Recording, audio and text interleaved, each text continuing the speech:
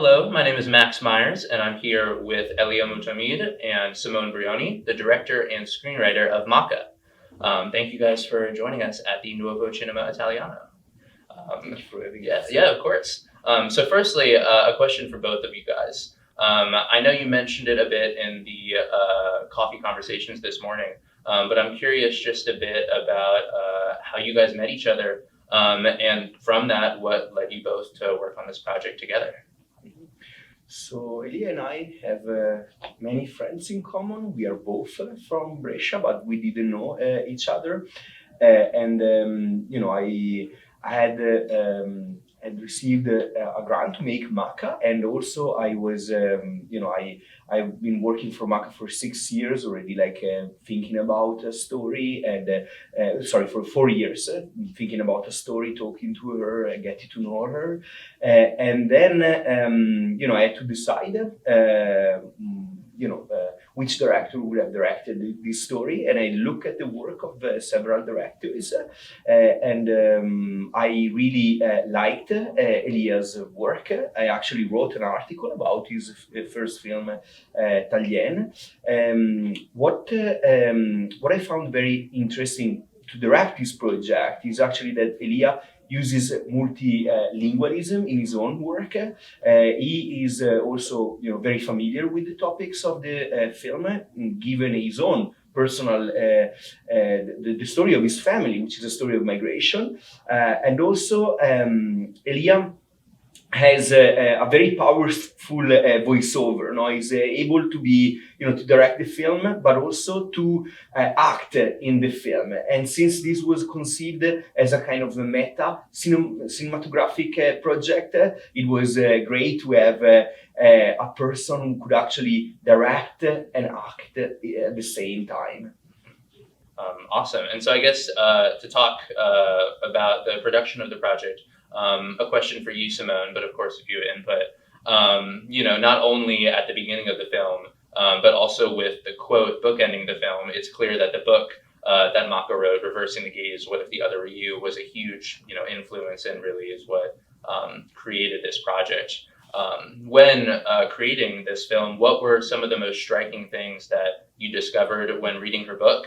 And when making it into a film, what aspects of the book and feelings of the book did you find that were most important, that you wanted to preserve when translating a book into film?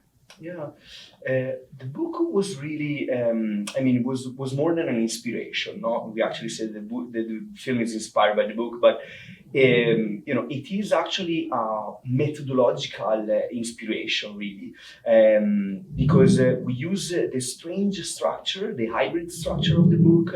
The book has some autobiographically inspired narration, the story of Maka's migration to Italy, but also it has some anthropological remarks. It also has some kind of some reflections about Maka's own experience as a racialized person in Italy. And so that was the inspiration of the book, to kind of, to take that model and to kind of try to translate it into a movie. Of course, the book doesn't talk much about Mantua. No? So for us, we also had a kind, chronologically, we needed to add one further dimension to think back at what was narrated in the book. And this was, and also we shot the film in 2023. The book was written in 2001. So for us, was also a way to look back at when the book was written and to see what has changed in Italy since, since the book was published. Absolutely. A question for Elia. One of my favorite things about this film is its style. Both exploring Maka and her story, but also you as the director and your experience growing as a result of this project. And so I'm curious, was the idea always to, document your process and yourself during filming this, or did that, realization that your discoveries were just as important come as a result of exploring this woman's life? Well, the way to use a meta-cinematographic way was something planned, was something that me together with Simone, we found that could be a solution in order to keep clear and keep safe what Maka wants to say. So we had a big responsibility about this message, the soul of her message. And yes, it's also a narration way that I've used also in the past. So also in my previous films, I've used this kind of being inside and being outside the frame. And of course, when you use an autobiographical way to tell something about you, in this case, because Maka is quite different from my previous films, and it is my first time that I have a protagonist, a female protagonist, and not me, for example. So I had a script, I had an idea that didn't born from me. So together with Simone, we consider this product as a collective film. So many directing aspects was discussed also with Simone, and we can say also talking about the writing of this movie. So it was challenging for me. It was challenging also for Simone. Simone, he comes from an academic planet, but he's also a guy that he studied and he teaches cinema. So, and me, for example, it is my first time that okay, I have also to trust in what it is, the script of Simone, and of course I have also to be, what I can say, sure that my own way to do cinema could respect what Simone and Maka want to tell to the audience, practically. Okay, my job is to transform in pictures, in frames, in images, what somebody wrote for me. And cinema, as you know, it is an art that is concentrated on frames, on pictures. So I put a lot of attention also to the aesthetic, to the quality of the image, in order to don't lose from one side the script, and then in the other side, because the aesthetic make powerful. Of course, if you have a powerful thing to say. So, but I had the pleasure to work with my previous crew, so my usual DOP and also the rest of the crew. So I think we found a solution, a production solution, in order to work in a good way, and we find also the way to involve Maka as much as possible. Also talking about directing this movie, because the protagonist is a journalist. It was a journalist, one of the most important journalists that we had in Italy, I can say. And she had a good relationships with camera, with the lens, so to make my job easier. For sure. A question for both of you guys. When watching the film, I think the most emotionally powerful moment for me was watching the archival footage of Maka receiving her merit-based Italian citizenship. The 3 times I watched it, I was like tearing up every time watching that. With that, firstly, I'm curious, where did you get all of this archival footage? Because there's a lot of it in this film. So I'm curious where you got it. And, beyond just that scene, what were some of your reasons for wanting to use a lot of archival footage in this film, and what impact were you hoping that its use would have? So the archival, Maka gave us more than 100 VHS, and I watched all of them, and then I passed to Elia some, footage that I found more relevant, etc. Of course, when you use footage, there is always a problem also of rights, and the cost of archival footage. But we were lucky because many of these works were actually, we could use them, and Maka. and so it was, I think, looking at this archival footage was a great discovery because, to be honest, I didn't expect that in 2001 she was so much present and prominent in Italian TV. She was in mainstream television, really, and it was quite surprising because I can't see today another, black, TV host as powerful as she was in the past, and you could really tell the quality of, of these television exchanges, of these, conversations on TV was, benefited immensely from her presence and from her words, I think the footage that you mentioned, when she swears, loyalty to when she becomes an Italian, is actually quite significant because she's dressed with the traditional Cameroonian footage, with the traditional Cameroonian dresses. And it's interesting because she shows that multiple belongings are possible. Now, in the book, she actually she says that many people kind of complain. And she's, why do you give up your Cameroonian belongings, your Cameroonian citizenship to become an Italian? No, and instead she says, well, I can still be Cameroonian, but being Italian too. No, I don't think the two belongings can be considered as separated. So, yeah. Awesome. Another question for both of you guys. When watching this film, I really found it to be very visually expressive with a lot of its cinematography. There was a lot of beauty from these lingering shots of this lingering gaze that the camera was having, really just letting shots breathe.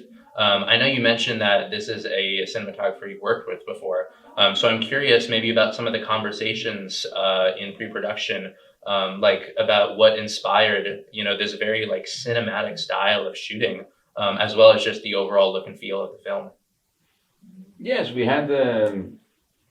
Of course, preparing the movie or a documentary in this case, we have many discussion, of course. But discussion in this case means also be part of the documentary. So we decided to put inside the documentary those discussions, those phone calls, those drafts, and we thought that yes, this strategy could help us in order to avoid the, rhetoric risks and to underline better. Yes, what was the script? And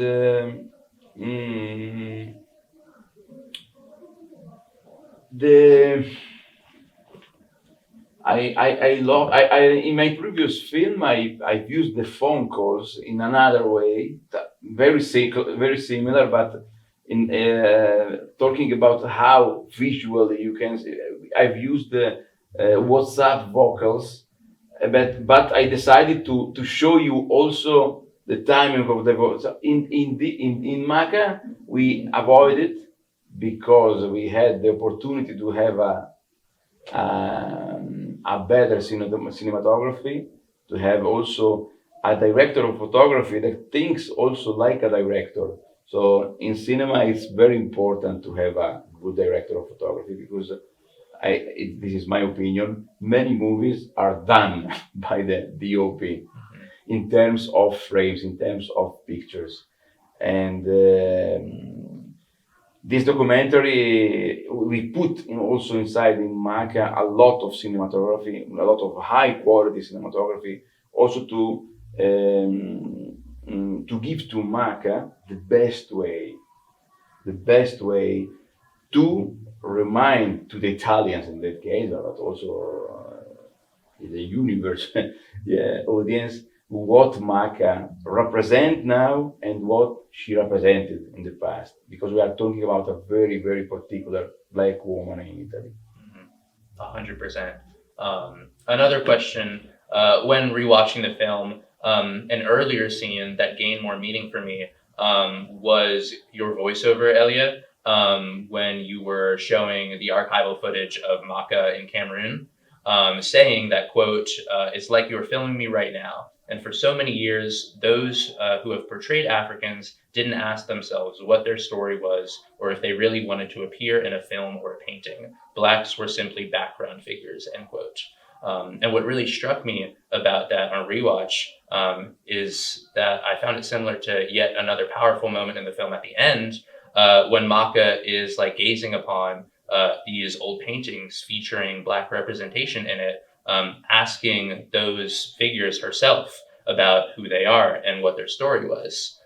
Can you talk about this connection between those two different scenes, and also the importance of this almost fantasy or dreamlike scene, and what that means in the context of this realistic documentary film?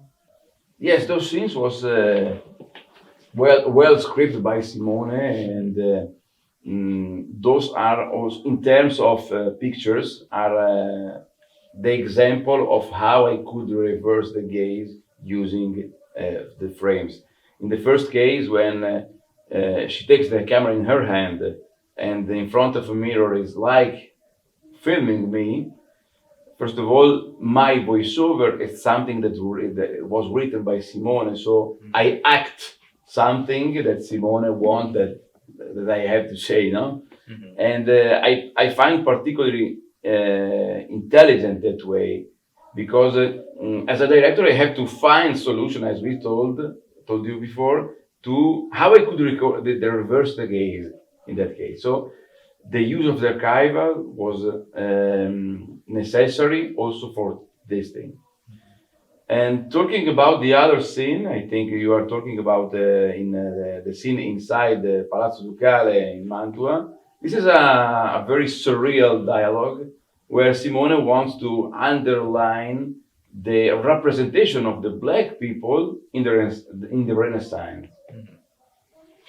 Yeah, and I think, really, these two moments, they're also one about the force and the power of self-representation. Maka wrote her own story, her book is very powerful, but also the violence of filmmaking, the violence of framing the story of a person. And this is something that we were really aware of while doing the documentary. We could have told the story of Maka in several different ways. So what we wanted to show was actually that, it is necessary to make decisions when we make a movie about a person, but also, that each of the decisions that we made, wrong or right, they were all the result of really a very, of a lot of discussions with Maka, between us, etc. And also we didn't want to make a film that was too much only connected to the present. Often we only, most discourses about migration, they are only the here and now. Well, let's look back. Let's look back at the Italian colonial experience, for example. Let's look back at the Renaissance and the ways in which it has somehow shaped aesthetic and also categories which were connected also to a certain racialized thinking, which was forming, notions of good and bad, which are still somehow still inform the ways in which we consider blackness, whiteness today. And I think perhaps unthinking our history, whatever can help us create a new, more inclusive community. 100%. And I feel like, you kind of just touched on it in that answer and some others. But really a common theme and a huge part of this film is, that idea of the other. And I feel like also an overall exploration and embracing, celebrating of intersectionality in the face of racism and marginalization. In a world full of labels and polarity, how does Maka's story, push those boundaries, and why is something like that and her story so important to share, especially now in 2023? I think something that struck me about Maka is that she's very provocative. She's an intellectual, but she doesn't want to appear as an intellectual. She wants to defy our expectations about who she is, how she appears, what she says, etc. Is constantly repositioning herself in relation to us and ask us to position ourselves with respect to her. For example, in the book, she actually asks her white audiences to use it's not the direct translation from Italian, but to say, to call her using the N-word in Italian. I mean, it's slightly different. The meaning is not exactly the same, but it's a way to provoke. It's a way to ask people to position themselves with respect to her. And I think, this repositioning, this, attempt to walk in some other people's shoes is also a way to think of ourselves as the other. And this is, I think, one of the greatest, lessons that Maka has taught me. Yeah, I totally agree. I can add some, just that. What if the other were you? It is the soul of what Maka said, and this is also an important exercise that, as a man, woman, human being, we have to do it in our life day by day. And talking about cinema, it is also an exercise that actors and actresses do when they have to develop a character.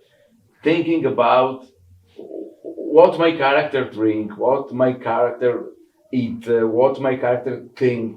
So I think that thinking in that way, living in that way, so put the other in the center of my point of view could help us a lot in order to change many things. Yes.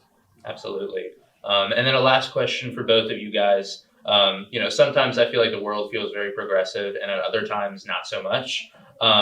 In today's age, 2023, for your film, what's the most important takeaway or lasting feeling or lesson that you want audiences, both young and old, to have when watching Maka? Yeah, perhaps the first thing is that what unites us is much more than what separates us. If we really try to understand other cultures, we see how many things we have in common, how many things we can learn from other cultures.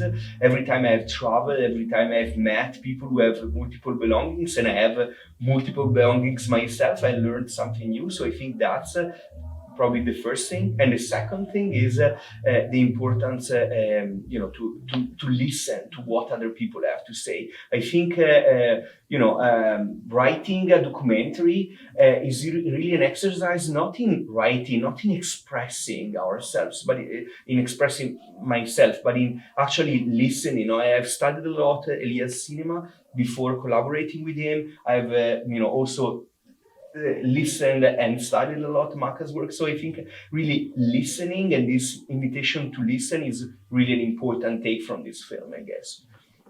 Yes, 100%. And what I can add, the objective that any director could have is to have an audience that have the chance, have the opportunity to recognize him or herself in what are seeing. What happened with Maka? We did many screenings in Italy, in Europe, also now in USA, and it is wonderful seeing many people from different ages, from different countries, from different provinces, that they recognize themselves in her. And this is the best gift that we could get to Maka. And Maka, she's crying by joy, and this is the big award that we can get, yes. Awesome. Well, thank you guys so much. Congratulations on an incredible film, and best of luck going forward with it and everything else. Yeah. Thank you. Thank you so much. Thank you very much. Thank you so much. Thanks. Thank you. Thank you.